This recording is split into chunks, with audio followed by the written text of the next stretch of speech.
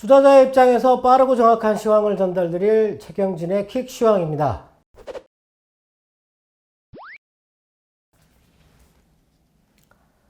오늘과 내일 부득이하게 저 혼자 또 진행을 해야 돼서 혼자 얘기하도록 하겠습니다. 네. 오늘 한 줄 평은 오늘은 날씨도 좋고 꽃도 좋아서 호수에 나룻배를 띄워서 친구들과 술을 한잔 하는 조선시대의 풍경이 생각이 나는데요. 한 명은 배가 출렁거려서 뒤집혀질 것 같다고 걱정하고, 한 명은 구름 한 점 없는데 소나기가 올 것 같다고 걱정을 하는 그런 상황이 생각납니다. 네. 그럼 시황으로 넘어가도록 하겠습니다. 첫 번째는 오늘 시장의 변동을 준 요인이, 핵심 요인이 뭐냐, 한 세 가지 정도로 간추릴 수 있을 것 같은데요. 일단 어제 미국 시장에서 나왔던 연준의 그 청문회 발언이 있었죠. 연준 의장의 발언, 그 발언과 두 번째는 애플이 아이폰 제품을 20% 정도 증산한다, 이렇게 주문을 했다라는 뉴스가 있었죠. 그게 큰 영향을 준 것 같고, 세 번째는 오늘 한국은행이 금리를 동결했다라는 거죠. 네, 금리 동결 자체는 그렇게 큰 이슈는 아닌데, 다음 통화정책 회의 때부터는 금리 정책에 대해서 이 변화를 줄 것을 논의할 수 있을 것 같다, 뭐 이런 식으로 얘기를 했습니다. 네. 그 세 가지에 맞춰가지고 오늘 시장은 움직인 것 같고요. 오늘 달러가, 인덱스가 어제 그 연준 의장의 발언 이후에 소폭 내려오고, 그리고 오늘 환율이 1141원까지 떨어졌습니다. 네. 1150원을 넘었었는데, 실제 오늘 장중의 하락폭은 그렇게 크지 않지만 떨어진 폭은 10원 정도 떨어졌다고 봐야 되겠죠. 네. 그리고 유가가 오페크 플러스에서 사우디아라비아와 아랍에미레이트가 증산을 합의를 하면서, 아랍에미레이트가 지금 일평균 320만 배럴을 생산하는데 이걸 380만 배럴로 늘리고 싶은데 365만 배럴 정도에서 합의를 했다라고 해가지고 유가가 지금 72달러대로 떨어졌어요. 네. 뭐 그것도 일단 호재였던 것 같고요. 그리고 미국채 금리가 지금 1.327까지 빠졌습니다. 상당히 많이 빠졌죠. 네. 이렇게 하락한 이유가 연준 의장의 발언 때문인데, 어제 연준 의장이 청문회에 나와가지고 그런 얘기를 했습니다. 물가는 일시적이다. 근데 기대치보다는 좀 높게 나왔고, 몇 달 더 지속될 것 같다, 라고 얘기를 했는데, 이렇게 일시적인 요인에 반응할 필요 없다, 이렇게 얘기를 했어요. 그리고 물가 때문에 금리를 올리지는 않겠다라고 분명하게 또 얘기를 했습니다. 그런데도 불구하고 물가 때문에 금리가 오를 수 있다라고 자꾸 얘기를 하는 사람들, 그런 사람들은 이제 조금 그런 얘기를 안 해야 되는데, 일단 뭐 그런 얘기를 했고, 지금 현재 물가가 이렇게 높은 이유가 세 가지라고 얘기를 했는데, 하나는 기저효과, 너무 이렇게 줄어있다가 갑자기 이렇게 높아지는 그 기저효과 때문이고, 그리고 공급단에서 발생하고 있는 병목 현상이 조금 더 지속되는 그런 것 때문이고, 세 번째가 서비스 쪽에 수요가 이렇게 급증했다, 그것 때문에 일시적으로 물가가 많이 뛰었다, 이렇게 얘기를 했거든요. 그래서 뭐 긴축을 하지 않고 지금 현재 그 완화 기조를 계속 유지하겠다, 강화하겠다, 뭐 이런 식으로 얘기를 했어요. 그래가지고 달러도 떨어지고 금리도 떨어지고. 근데 제가 보기에는 이 발언은 지금 이번 달 말에 미국의 부채 한도를 유예하거나 증액을 해야 되는데, 그거 하고 나서 미국 정부가 이제 채권을 많이 발행을 하게 될 거예요. 그렇게 되면 아마 이 연준의 발언은 바뀔 가능성이 있지 않을까, 저는 그렇게 생각을 하거든요. 왜냐하면 지금 이 미국 쪽으로 돈이 너무 많이 들어가고 있기 때문에 이걸 좀 빼낼 필요가 있거든요. 네.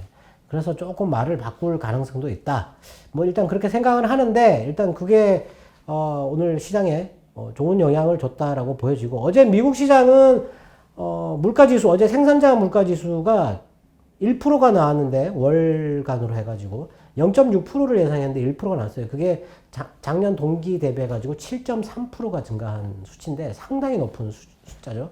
그게 나왔는데도 불구하고, 그리고 연준의 그 청문회 나가서 발표할 거를 먼저 공개를 했는데, 그거 나오고 나서 미국이 좀 올라서 시작했다가 이렇게 밀리는 그런 흐름이었어요. 그리고 조금 밀렸다가 쭉 그냥 그대로 가는 그런 모양이었는데, 일단 뭐 생산자 물가 지수 이게 높게 나왔고, 소비자 지출 물가 지수도 어제 5.6%가 나왔어요. 네.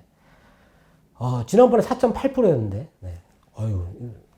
꽤 높죠. 5%가 넘으면 금리를 바로 올릴 수 있다라는 식으로 얘기를 했는데, 뭐 지금 와서 또 다른 그럴 가능성이 없다 이런 식으로 얘기를 했어요. 그래서 일단 물가에 대해서는 그렇게 큰 걱정을 이제는 안 해도 되지 않을까 싶고요. 그리고 아까 말씀드렸지만 애플이 그거 아이폰 생산하는 거 9천만 대, 7,500만 대 정도를 원래 예상했는데 9천만 대로 증산을 하는데, 지금 반도체가 부족하기 때문에 전자기기라든지 PC라든지 이런 게 생산이 둔화되고 있다는 뉴스가 몇 번 나왔었거든요. 그런데도 불구하고 아이폰 생산에는 전혀 지장이 없는 듯한, 네. 자기 마음대로 증산할 수 있다라는 얘기지 않습니까? 네. 뭐 긍정적으로 작용을 한 것 같고요. 네. 그리고 뉴스로는 자세히 나오진 않았는데, 미국 민주당 상원에서 3조 5천억 달러의 인적 인프라 추진안이 합의가 됐다, 뭐 이런 얘기가 있었습니다.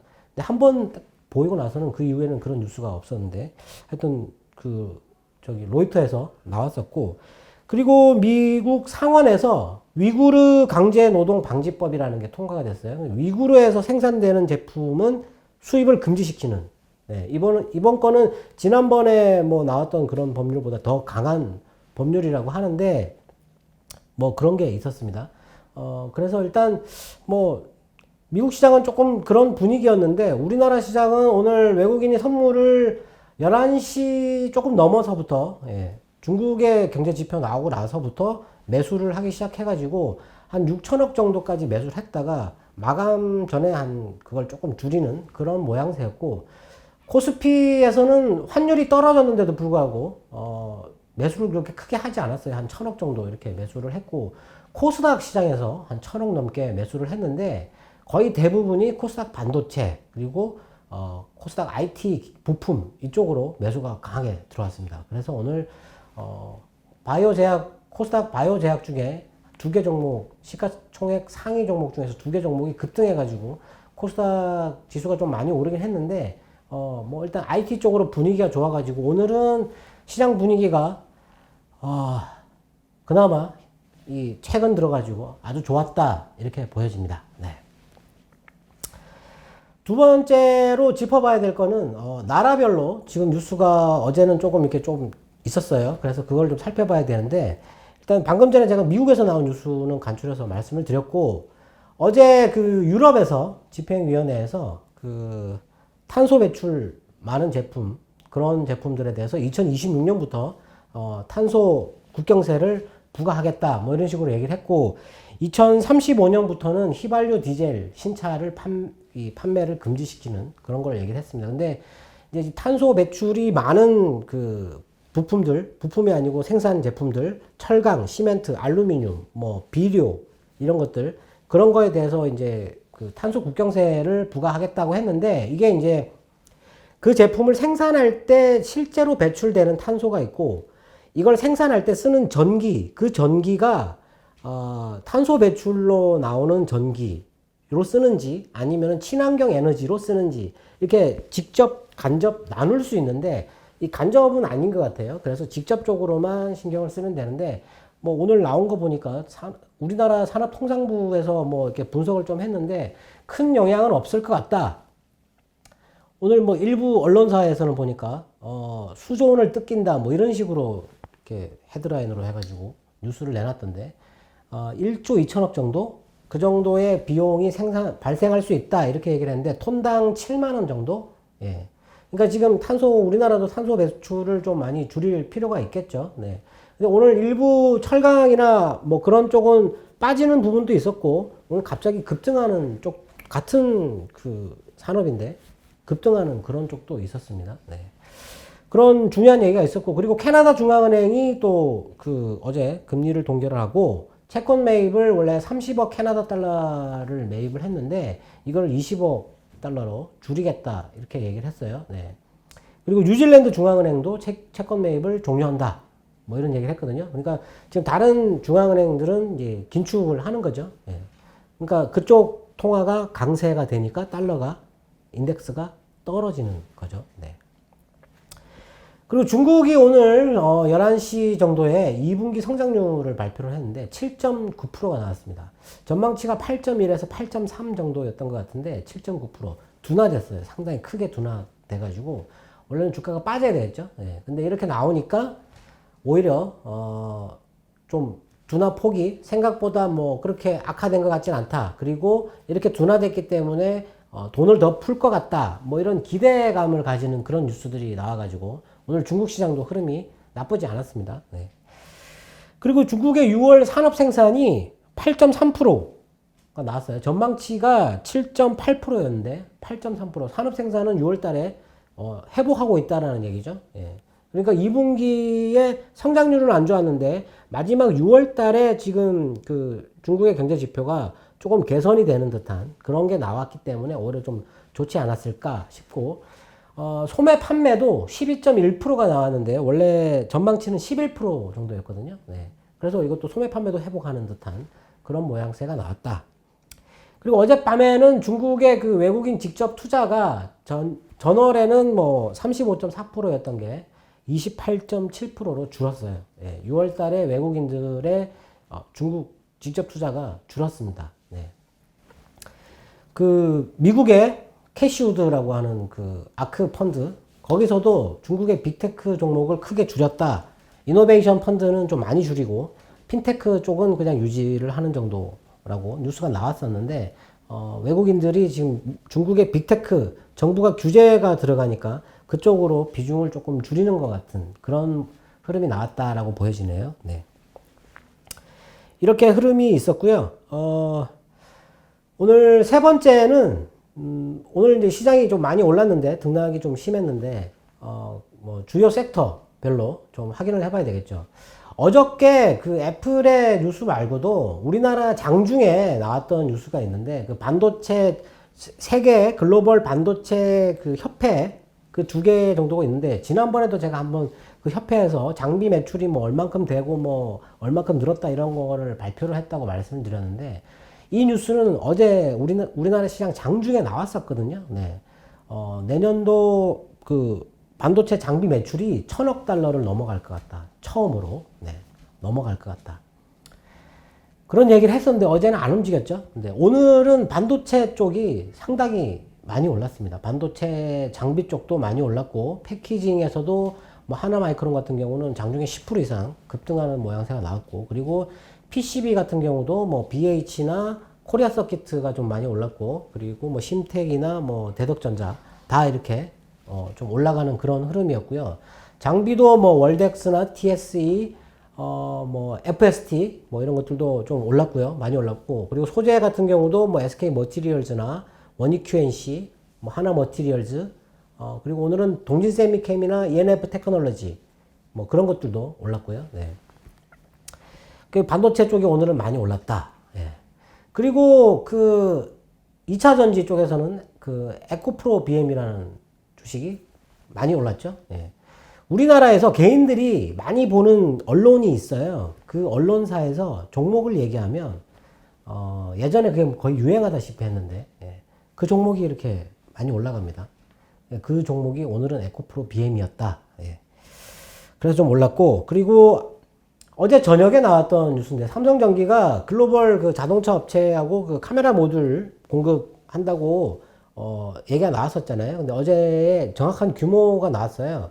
4억 3,600만 달러 정도 된다라고 얘기를 했는데 업체가 공개가 안 됐거든요. 아마 근데 그게 테슬라가 아니냐 그 사이버 트럭이 있거든요. 그 트럭에 들어가는 모듈 같다. 뭐 이런 얘기를 했는데 그 백미러 그 이 사이드 미러가 없어요. 그 차가. 그래가지고 거기에 카메라를 달아야 되는데 그 차에 들어가는 카메라가 총 8개가 들어간다고 합니다. 그래서 아마 좀 컸던 거죠. 예.